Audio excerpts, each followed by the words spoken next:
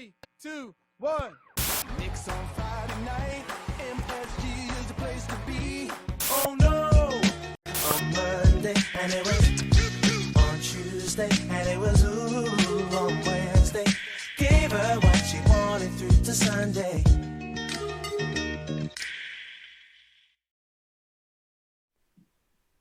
Pas un jour, pas une semaine sans qu'on parle des New York Knicks. Cette semaine a été très chargée, il y a beaucoup de choses à dire.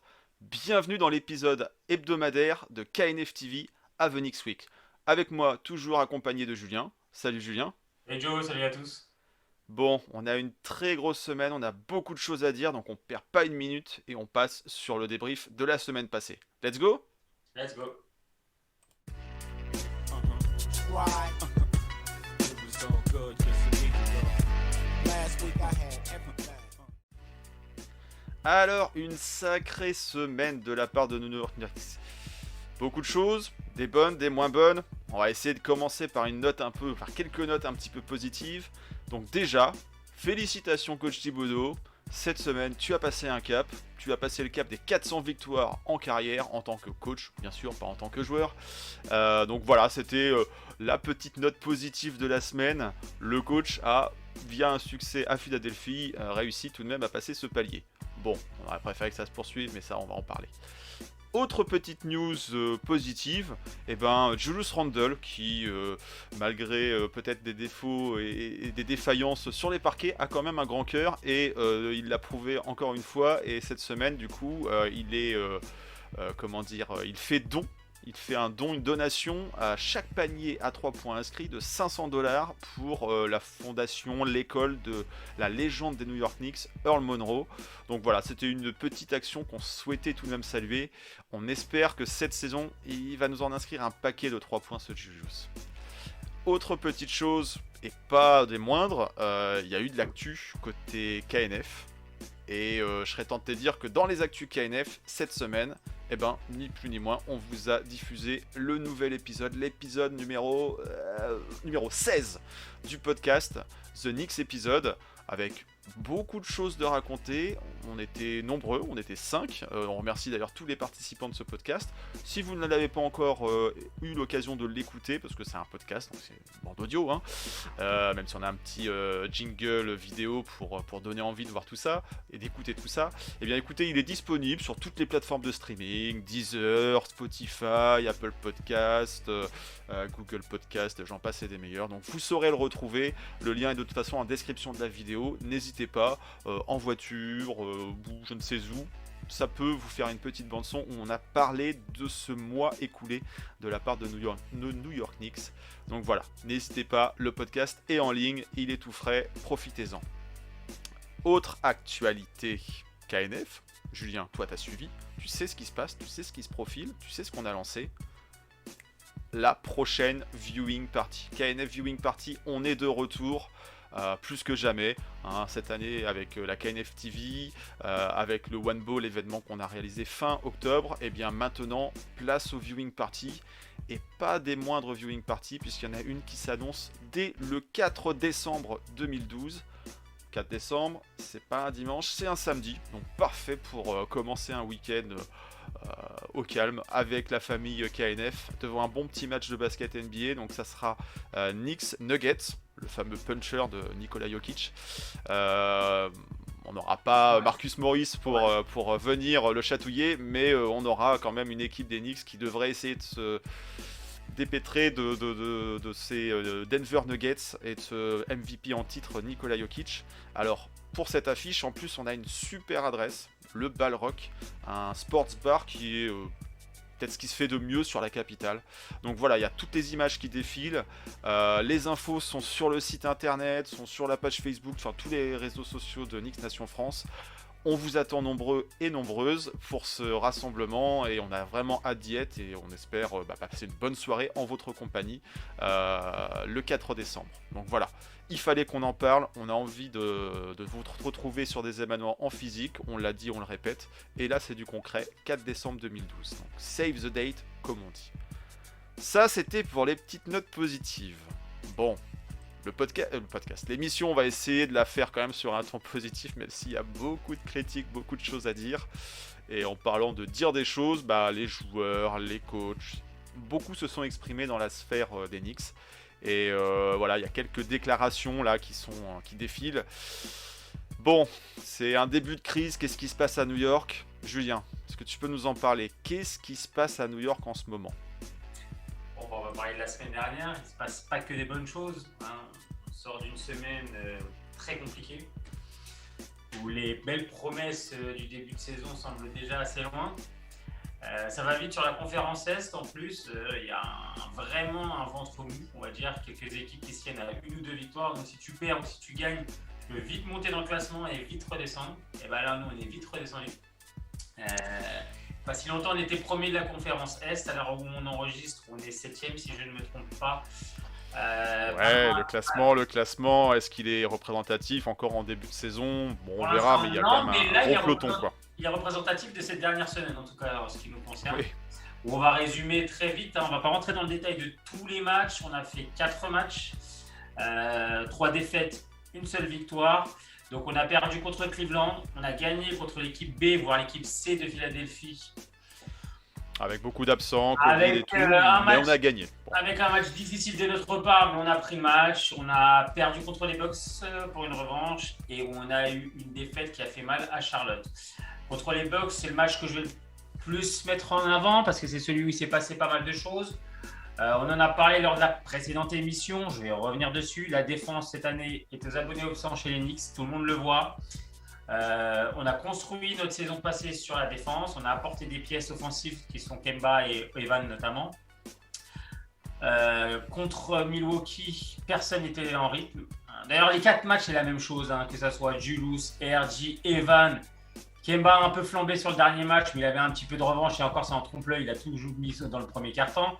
Mais voilà, notre équipe et notre sac majeur est en struggle complet, offensivement parlant, sur ces 4 derniers matchs, sur la semaine dernière. Et je vais même te dire, depuis, on va dire, 7-8 matchs, c'est quand même beaucoup plus difficile. On sent qu'ils ont du mal à se trouver, les automatismes ne sont pas là. Et la défense est clairement pas là. Du coup, ce qu'on a vu sur la défaite, parce qu'on a pris une défaite honteuse contre Milwaukee, il a sorti le 5 et il ne l'a pas remis dans le dernier quart-temps. On est revenu grâce à l'énergie de la seconde unité qu'on avait pourtant critiquée, mais qui depuis 2-3 matchs est peut-être là, en train d'essayer d'apporter de l'énergie. Ouais. Alors, avec leur niveau, avec leur qualité et leurs défauts, Burks a repris un petit peu de couleur. Il joue un peu plus, donc ça lui permet d'être en rythme. Quickley aussi, même s'il gâche beaucoup. Faut le noter, ouais. Mais quoi que ce soit, il apporte quand même cette énergie. C'est le côté energizer qu'on a aimé la saison passée, on le retrouve. Topin essaye d'apporter aussi ce côté rentre-dedans, energizer. D-Rose, il sort d'un match très moyen contre Charlotte, mais dans l'ensemble, est quand même le joueur le plus régulier. Donc voilà. Et Noël, quand il joue, apporte aussi ce côté punchy. Aujourd'hui, clairement, Thibodeau a ciblé des joueurs. Il a ciblé le 5 majeur. Clairement, on ne va pas se mentir. Et ce 5 majeur qui nous faisait rêver en début de saison est complètement à l'envers. RJ allait mieux cette semaine, ça a été vraiment pas bon. Julius pas du tout. Ouais, Julius est en dessous de ses standards, clairement. Alors, il est toujours là, donc il fait toujours des stats, il reste le métronome de l'équipe, mais il est quand même en dessous. Kemba, pour moi, c'est une déception, même si le dernier match, il a pris le lead au niveau offensif, ça reste une déception. Il y a une réaction de sa part sur le dernier match où, forcément, dans ce contexte particulier à Charlotte, il avait envie de montrer des choses. Mais. Trop peu. Et Evan est dans le dur. Là, Evan est dans le dur, notamment en réussite. C'est en dessous de 10 points par match. C'est pas assez présent, c'est pas décisif. Est-ce qu'on peut dire qu'Evan nous fait des stats à la Frank Ntilikina? Non. C'est moche à dire. C'est pas le même joueur, c'est pas la même influence, mais statistiquement. Alors, je suis désolé, on est sur des stats qui sont aussi moches. Ouais. C'est dur parce que on aime Evan et c'est un bon gars. Il est lucide, je pense, sur la situation. Il a également fait des sorties, justement, pour évoquer le manque de rythme, le manque de mouvement de ballon. Mais désolé, Evan, sur le dernier match à Charlotte, tu mets le premier panier, tu mets les 3 points, et tu finis la rencontre à 5 points. Quoi. Et avant, c'est très très dur. Et le match d'avant, ou encore celui d'avant, je ne sais plus exactement, il a mis 7 points. Donc on est sur des stats qui sont faibles. On est sur rendement offensif. Alors, il apporte plus que ce que faisait Franck quand même. Oui, je vais dans la provocation là, mais Ah, attention, mais enfin voilà, Franck mais- c'était complètement différent, mais les stats, finalement, on est sur des choses pour l'instant qui sont vraiment très moches. Il est clairement dans le dur. Il est clairement dans le dur, mais pas que lui. Le problème, c'est que. Non, c'est Le problème, global. c'est que c'est global et que c'est inquiétant. C'est que qu'il y ait quelqu'un en dessous par match, ça arrive régulièrement. C'est d'ailleurs le principe du basket. Un mec qui est en forme et d'autres qui l'aident. Là, en ce moment, ils sont tous en méforme. Ils sont tous à l'envers, ils sont tous en manque de rythme. Et il n'y a pas de jeu, en fait. Le 5 majeur ne joue que par séquence arrêtée. Boum, on passe la balle, ça shoot. Boum, on passe la balle, ça shoot. Il ne propose rien. Il n'y a pas de coupe, il n'y a pas de mouvement de ballon. Ils l'ont tous remarqué, donc c'est bien beau de faire des déclarations, mais il va falloir le montrer. Thibodeau les a sanctionnés en les laissant en fin de quatrième quart-temps. Il est sorti dans la presse en sanctionnant À son juste 5 majeur. titre, voilà. Chose qui est très rare, on en a déjà parlé dans du podcast, mais chose qui est très rare de la part de Thib, puisqu'en général, a tendance à protéger, voire surprotéger ses joueurs. Donc il a pris conscience de tout ça. Le problème, c'est contre Charlotte, on commence très fort le match, mais moi je revois la même chose, troisième, quatrième quart-temps. C'est un copier-coller de tous les autres matchs. Il n'y a rien, c'est vide en défense. La seconde unité rentre et met un petit peu d'énergie, mais c'est trop peu comparé à ça. Charlotte est une bonne petite équipe, mais c'est pas non plus incroyable. Et ils n'ont pas eu à forcer leur talent, ils ont juste couru, mis leur panier et basta. Le match était Ouais, plié. ils étaient portés par leur équipe, leur public à domicile, et tant mieux pour eux, pour Charlotte. Mais encore une fois, l'impression de revivre systématiquement les mêmes matchs cette saison. L'année dernière, on a vanté les mérites de la défense qui permettaient d'être dans la lutte, vraiment dans le struggle vis-à-vis des matchs, de jamais rien lâcher. Cette année, on a une équipe non pas défensive, mais une équipe de run qui va mettre un plus 20 par moment, et puis derrière va se prendre un moins 15. Et voilà, donc il n'y a pas souvent dans de le moins maîtrise, 15. malheureusement, dans les rencontres qu'on voit en ce moment. La faute à qui? La faute à Ça, toute c'est bien l'équipe. compliqué. La faute à toute l'équipe, autant le coach que les joueurs. Il va falloir un petit peu se remettre en marche, hein. À la tête à l'endroit. On n'est pas non plus. On est meilleur offensivement, mais on n'est pas les Warriors. On n'est pas des grandes équipes. On a du talent, mais ne nous enflammons pas. Restons modestes. J'adore Evan, j'aime beaucoup Kemba, Julius et tout. Mais il y a des joueurs dans la ligue qui sont beaucoup plus forts offensivement, qui ont beaucoup plus de certitude. Nous, il va falloir aussi rejouer simplement. Arrêtons de forcer à 3 points, arrêtons de Jouer en forcer à équipe. première attention. Je serais tenté de dire, moi, jouer Voilà, en équipe, jouer en parce équipe, que agressons plus finalement, Revenons sur les ces fondamentaux. matchs. Revenons sur les fondamentaux. Et puis quand tu prends un match comme Charlotte, où tu leur mets 15-20 points et que tu te fais revenir en 2 minutes, c'est pas normal. C'est pas normal. Le coach Steve, il doit intervenir aussi. Tu dois prendre les temps morts, tu dois arrêter le jeu, tu dois sortir tes joueurs. Tom, réagis, Tom. Ah là, il y a un Quelque moment donné, chose. Thibodeau, là, je suis Ouais. désolé si tu m'écoutes, et je pense que tu m'écoutes, et tu as raison de m'écouter. Réveille-toi, tu es là pour la défense. La deuxième année, toujours plus compliquée, notamment pour Thib, en plus, il le sait. La première année, on est dans l'énergie, on est dans la niaque, la revanche. L'année dernière, il ne faut pas oublier, on n'en parle pas assez souvent, mais tous nos joueurs étaient revanchards. Ils avaient tous quelque chose à prouver. Julius, sous-côté, critiqué, sortait d'une saison très compliquée. RG, oublié de pratiquement tout le monde dans les meilleurs rookies. Après, on a pris des joueurs comme Noël, comme Mitch en fin de classement, IQ, que personne n'a vu dans ses radars. Donc, on avait des joueurs surmotivés. G-Rose qui se relançait aussi. Donc, on avait des joueurs. On parle d'Elfrid Payton. Est-ce qu'on parle d'Elfrid Payton? Il était très critiqué pour son apport offensif très pauvre. Dès que Payton devait shooter à 3 points, voilà, c'était pas dedans. C'était tout court. Hein. Il était tout court. Mais défensivement, voilà, il C'était les minima. essayait d'être un peu une teigne, d'être vraiment dans son joueur. Voilà, c'était quand même une sorte de premier rideau. C'est clair. Voilà, même si c'était un petit rideau. Hein. Mais le truc, C'était c'est un qu'aujourd'hui- premier rideau. Et cette année, on l'a pu, ce premier rideau. Surtout qu'aujourd'hui, défensivement, on prend trop de 3 points. C'est honteux. C'est honteux. Les mecs sortent pas sur la ligne à 3 points. Ça, c'est pas une question d'être un bon défenseur ou pas. Tu sors sur l'homme, tu lèves la main. Voilà. C'est de gêner, c'est de contester, et c'est plus ce qu'on retrouve cette saison. Donc On c'est a vrai rien. qu'en termes de défense, c'est le jour et la nuit. Sachant que Ça se voit dans les classements. la NBA a allégé les règles défensives. Donc en plus, on devrait en profiter, on devrait se régaler. C'est facilité, ouais. Eh ben non. Donc là, il y a une grosse sonnette d'alarme. Je ne sais pas s'ils en ont pris conscience parce que le match contre Charlotte me rassure vraiment pas. Que tu le perdes, mais encore une fois, c'est la manière. Le body language était très mauvais sur ce match. Hein. On C'est- voit des leaders qui qui n'ont peut-être pas encore abandonné, mais qui sont dans le dur, qui ne trouvent pas de solution, purge. quoi, en fait. C'était une purge à regarder. RG en plus, c'est un mauvais. RG, quand ça va pas, il a un body language très très vite. Je baisse les bras, je souffle. Est-ce que c'est son côté canadien un petit peu, on va dire, un peu endormi, des fois, Ouais. qui donne cette impression-là? Quand il est en réussite, bon, ça passe, on oublie.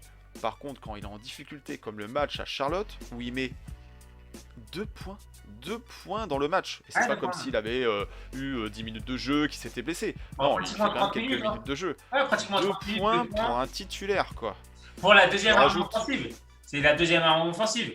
Un match raté, Supposé. un match raté, c'est 7-8 points. Tu te dis, bon, ok, 2 points, c'est catastrophique. Le body language où tu sens qu'il est un peu en mode groupie, boum, boum, boum, ça va pas. Non, là, tu peux pas. Faut se réveiller. Tu peux foirer ta première mi-temps. Tu te réveilles en deuxième. Tu peux même foirer tous tes cartons, te réveiller sur les 3 dernières minutes, on ne sait pas. Et à un moment donné, il faut y aller. Et là, la réaction, elle met du temps à arriver. Elle m'inquiète grandement parce que dans le 5 majeur, je ne sauve personne aujourd'hui. Mitch, défensivement, c'est pas On en terrible. a parlé dans le podcast. C'est un Écoutez le dossier podcast pour avoir nos avis sur Mitchell Robinson. un dossier sur Euh, Mitch. Donc dans le 5 majeur aujourd'hui, tu peux sortir personne. Julius étant celui qui sauve un peu les meubles, mais il est quand même en dessous de ses standards l'année dernière, il est en difficulté. Alors il est beaucoup critiqué, à juste titre, c'est le leader, qu'on le veuille ou non, hein, on entend encore, on le lit à droite à gauche, ouais, Julius Randle c'est qu'un lieutenant, tout ça.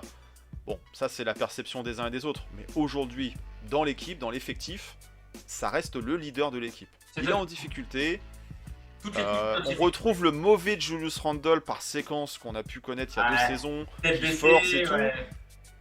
Bon, moi j'ai envie entre guillemets de défendre encore un petit peu Julius Randle en disant que cette saison, le recrutement de l'intersaison, c'était pour lui apporter des solutions, pour l'aider, le soulager offensivement. Qui le soulage offensivement aujourd'hui? Personne. Donc oui, il veut essayer de faire des choses qu'il n'arrive pas parce que il est pris aussi en défense. On retrouve le Julius Randle de la série de playoffs contre Atlanta, et sans aide, avec un RG à 2 points, avec un Evan Fournier à 5 points, c'est compliqué, quoi. À qui filer le ballon? Après, n'oublions L'an pas dernier, il ressortait un peu la balle à Reggie Bullock. moi, ce qui m'inquiète le plus, c'est même pas ça. Tu mets pas tes shoots. Tu mets pas, ça arrive, il y a des périodes, c'est le basket. Tu défends pas? Non, c'est pas possible. On n'a jamais, l'année dernière, on n'a pas gagné des matchs à 130, 140 points, c'était pas notre jeu. Donc là, Difficile d'être des deux côtés du terrain à fond. on c'est était, certain, on était, mais on était quand dans même. les victoires à 100 points, on tournait autour de 100, 105 points, voilà. Mais on gagnait, on se battait, et les équipes adverses, à chaque fois qu'ils jouaient New York, ils disaient putain, hein, je vais être grossier, c'est un match à haute C'est dur. intensité, et c'est comme un match de playoff. Nous, aujourd'hui, il n'y a pas cette intensité-là, donc on perd trop de fondamentaux, et on ne peut pas changer du tout au tout une équipe en quelques semaines. C'est pas possible, c'est pas possible. Donc il faudra repartir un petit peu sur les bases de l'année dernière, tout en essayant d'incorporer, mais on peut partir sur ce qu'on savait faire. Et aujourd'hui, dans le 5 majeur, il va falloir peut-être prendre des décisions.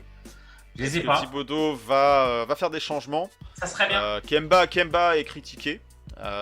Mettre D-Rose à la place de Kemba, est-ce que c'est pas encore déséquilibré la seconde unit? Le seul match pour l'instant, il n'y a qu'un match, hein, je dis pas de bêtises, pour lequel Kemba était en load management, hein, le premier match en back-to-back là, face aux Cavs.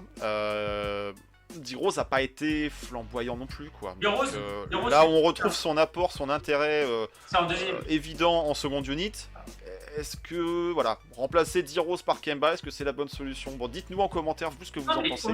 aujourd'hui, le problème, c'est que Kemba, tu peux pas mettre D-Rose parce que c'est gâcher D-Rose de le mettre en 5 majeur. On l'a même vu l'année dernière sur les playoffs et tout. Son impact est beaucoup, il est plus tout jeune en plus, même s'il est régulier. Son impact est beaucoup plus important quand il arrive, que l'équipe en face est un peu fatiguée ou que c'est la seconde unité. Boum! Ouais, parce que il va donner une impulsion Il relance l'équipe intéressant. là où elle a besoin. Au départ, c'est pas forcément là, donc tu le gâches un petit peu.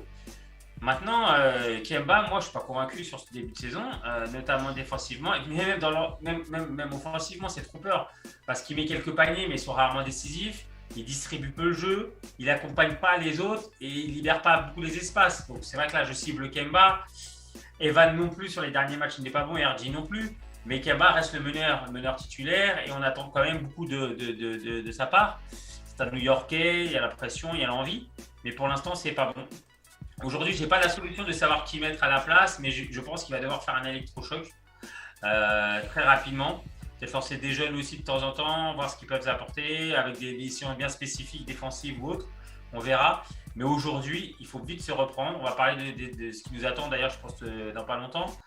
Et on va parler de ça. On attend des changements, on attend des réactions, on La attend dernière des chose ajustements. que je on voudrais attend mentionner, beaucoup de c'est choses. qu'on est mauvais à domicile. C'est honteux. Ça, c'est gênant. Ça, c'est On gênant. a certainement la plus belle salle et un des meilleurs publics de la NBA qui pousse quoi Ça, qu'il c'est arrive. certain.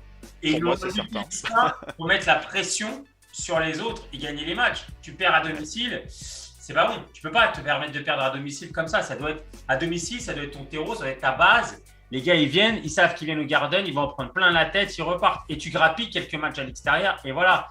Là, en ce Tu moment, dois être dans une zone de confort quand tu joues à domicile. exactement. Et là, il me semble, Julien, si je dis pas de bêtises, que sur le programme de la semaine à venir, il y a quelques matchs à domicile qui nous attendent. Je te propose qu'on parle du programme de la semaine à venir. On y va ? C'est parti. Allez, let's go. Le passé appartient au passé. Projetons-nous un petit peu sur ce qui nous attend. On parle du programme de la semaine à venir. I get it in Sunday, Monday, Tuesday, Wednesday, Thursday, Friday, Saturday. That's Sunday, Monday. Alors, qu'est-ce qui nous attend cette semaine ? On espère des victoires des Knicks, mais ce qui est sûr, c'est qu'ils vont jouer à domicile. Et pour l'instant, ils ont été loin de briller à domicile. Donc on a plusieurs matchs cette semaine. Une grosse semaine finalement. 4 matchs. Julien, tu nous dévoiles un petit peu le programme de la semaine ? Allez, on a 4 matchs, dont 3 à domicile. On va recevoir dans l'ordre Indiana, Orlando, Houston et on finira par Chicago. Bon. Sur le papier, c'est comment ? C'est J'ai des plus équipes j'ai qui plus sont de normalement prenables. Non, j'ai plus de certitude. Normalement. Sur le papier, en fait, non, c'est pas si facile que ça parce qu'Indiana, Chicago, au final, c'est un peu dans nos standards, c'est un peu à notre niveau. Sur le papier, Orlando et Houston, c'est victoire. Maintenant, avec ce qu'on voit actuellement, aucune certitude face à aucune équipe. Bon, moi, sur les 4 matchs, je vais te dire qu'on va faire un bilan de 2-2. Sur le papier, je vois Indiana. Prudent. Je pense que Chicago nous attendront chez eux. On les a battus sur un match très difficile chez eux. On sortira 3 matchs à domicile, peut-être un peu difficile. Même si, Vucevic, pas Vucevic, on verra. Hein. Ouais, mais Chicago quand même. Bon, je dirais qu'Indiana, Chicago, on risque de les perdre et gagner Houston, Orlando. Mais avec les Knicks, comme tout est bizarre, je pense qu'on va peut-être même taper Indiana, mais qu'on va se retrouver avec une défaite surprise contre l'un des deux, Orlando ou Houston. Et ça me fait chier, mais c'est ce que je vois. Je me dis que là, ils sont vraiment en struggle. L'équipe va vouloir se reprendre. Indiana nous a fait mal chez eux. Julius a tendance à aimer ce genre de match. Bon, pourquoi pas. Miles Turner est plutôt en forme. Ouais. Il sort encore d'une belle rencontre. Après, on on avait bien pris Sabonis. Si Nerlens est là, qu'il aide un petit peu, tu vois, ça peut le faire. Je dirais que Indiana, on peut les prendre. Orlando, je les vois bien aussi ne pas nous refaire le coup. On va avoir un petit peu la rage de ce qui s'est passé lors du deuxième match. Donc Orlando aussi. Mais si tu fais ça, je pense qu'on peut avoir une déconvenue contre Houston. Houston, c'est le match piège. Une équipe pétée, avec 2-3 petits jeunes talentueux, mais ils sont capables sur un match de nous sortir une petite dinguerie. Le Madison, ça les fait vriller, ça les fait rêver. Voilà. Et moi, Chicago, je me vois perdre. Hein, je le dis. Je me vois perdre sur J'annonce. Donc voilà. C'est une équipe plutôt en forme de la conférence Est, même si, équipe. comme je le disais, Vucevic est en protocole Covid là, pour une dizaine de jours. Son retour normalement devrait coïncider avec le match des Knicks. Donc à voir s'il sera en forme ou pas. Ça reste un bon pivot tout de même. C'est peut-être pas le plus grand des défenseurs, mais un bon passeur et tout. Donc puis Chicago sur le papier, c'est stable, c'est régulier. Ball fait une bonne saison. Lavine, DeRozan, Caruso. Ils ont pas mal de joueurs qui s'imbriquent bien pour l'instant. Chicago est très bon et c'est mérité ce qui leur arrive. Et en plus, ils auront une revanche à prendre. ils vont jouer chez eux, c'est un match chez eux, c'est à Chicago. Donc chez eux, ils vont pas lâcher le match. Et bon, voilà. Et sur les 3 autres matchs, Indiana va être un vrai test. Là, on sort de trop de défaites, on est chez nous. Indiana, chez eux, on avait pris cher, on n'avait jamais réussi. Bon, ils sont aujourd'hui dans le classement de la conférence Est, ils sont encore derrière New York. Mais à Indiana, mais ça ne veut pas dire grand-chose à ce stade. C'est surtout que c'est en faux semblant, c'est qu'Indiana, début de saison, ils n'avaient que des blessés. Alors 5 majeurs, il y avait tout le monde blessé. Donc les gars reviennent petit à petit. Et avec le retour de toute l'équipe, c'est quand même un autre niveau, Indiana. Vraiment, Faut pas oublier Brogdon, faut pas oublier Sabonis, Leur rookie, Chris Duarte. Donc, Duarte qui est très très bon. Turner. là où on a un problème pour défendre la ligne à 3 points, ils ont quelques snipers. Donc, Eux, tu leur en laisses, il faut pas leur en laisser, il faut pas leur en promettre, comme on dit. Tu leur laisses, ça shoot, ça marque, c'est dedans. Donc oui. Après, ça reste toujours une affiche particulière, Pacers, Knicks, toute l'histoire passée entre ces deux franchises. Donc c'est vrai que le public sera là aussi pour essayer de pousser les Knicks. Les Knicks sont dans le dur, les Pacers sont plutôt mieux. Donc, ouais. Je te dis, semaine à 2-2, j'aimerais même bien cette semaine à 2-2. Je veux chercher tout de suite pour 2-2 parce qu'on sort je d'une te demande que ça, juste ça. semaine. Retrouver un peu de victoire. 1-3 qui a fait très très mal. Donc voilà, et puis qu'on retrouve des certitudes. C'est important de retrouver des certitudes. Et après, parce que là, moi, clairement, on est un peu déçus sur ce début de saison. On avait des grosses attentes. Oui, c'est normal. Là, sur ce qu'on voit, on est clairement dans une déception. Tout le monde en a conscience, eux-mêmes. Et puis, le body language n'est pas bon en ce moment. Les attitudes ne sont pas bonnes. Donc, il faut absolument retrouver cette énergie, cette positivité. Puis voilà. Hein. Cette positive attitude. Waouh. Et ben essayons d'être positifs. Moi, je vais essayer d'annoncer plutôt un 3-1. Voilà, 3 matchs à domicile, faut les prendre. C'est pas les équipes les plus redoutables. Admettons, on peut perdre à Chicago, comme ça, voilà, on aura une égalité pour l'instant en saison régulière entre ces deux équipes. Mais j'ai envie que New York se reprenne, vraiment, se reprenne chez elle aussi, au Madison Square Garden. 3 matchs à domicile, il faut se remettre dans un certain niveau de confiance, même si on part de très très loin. Moi j'ai envie de pronostiquer un 3-1 sur cette semaine. L'avenir nous dira si on a vu juste ou pas, si c'est vraiment si la crise s'intensifie et que rien ne va plus, que le groupe commence un peu à craquer de partout. Est-ce qu'il y aura des ajustements de la part de Thibodeau dans ses rotations, dans son starting 5? On vous a posé la question sur le compte Twitter en ciblant 4 joueurs. Pourquoi? Parce que Twitter permet de faire que 4 choix. Oui, donc on avait épargné Julius. Mais Julius, voilà, le backcourt est plutôt cible d'interrogation. Et même le poste de pivot. Donc on verra. On va voir ce que Thibodeau va nous proposer sur ces rencontres. Moi aujourd'hui, on attend quelque chose. Moi aujourd'hui, la situation ne peut pas durer. Moi aujourd'hui, je sors d'abord Mitch. Et je mets Noël. Mais faut-il encore que Noël soit apte? Non, mais en parlant de Noël apte, je pense que ça lui ferait du bien de repartir un peu sur le banc, se remettre la tête à l'endroit. Et Noël apporte une énergie que Mitch n'apporte pas. Dans cette, Noël ou Taj apporte une énergie. Et une intensité énergie aussi qu'on ne trouve pas forcément dans le starting five. Il fait du bien et une intensité défensive qui libère Julius surtout. Donc c'est important. Et le poste de meneur, aujourd'hui, on n'a pas la solution. C'est dommage. Parce que je sortirais Kemba, mais pour mettre qui? Bon, certains me parlent de Damian Lillard, mais c'est peut-être un petit peu tôt quand même.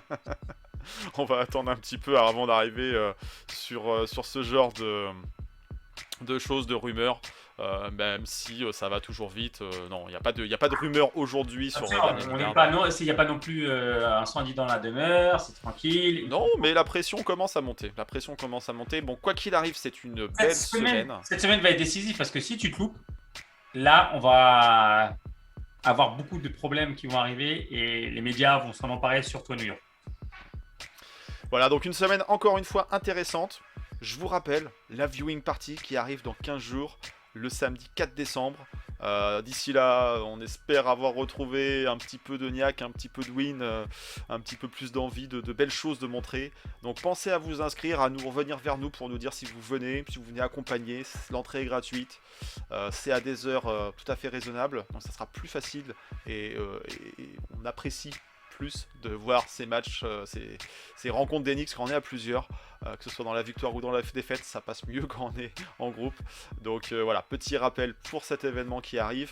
Mais quoi qu'il arrive cette semaine, une grosse semaine encore des New York Knicks. On va vous couvrir l'actualité comme il se doit sur nos différents médias, nos différents réseaux sociaux. On sera là pour supporter l'équipe, même si elle traverse une passe difficile. Et puis j'ai envie de te parler encore un petit peu de KNF TV, Julien. La semaine dernière, on a diffusé un contenu qu'on appelle We Got Game.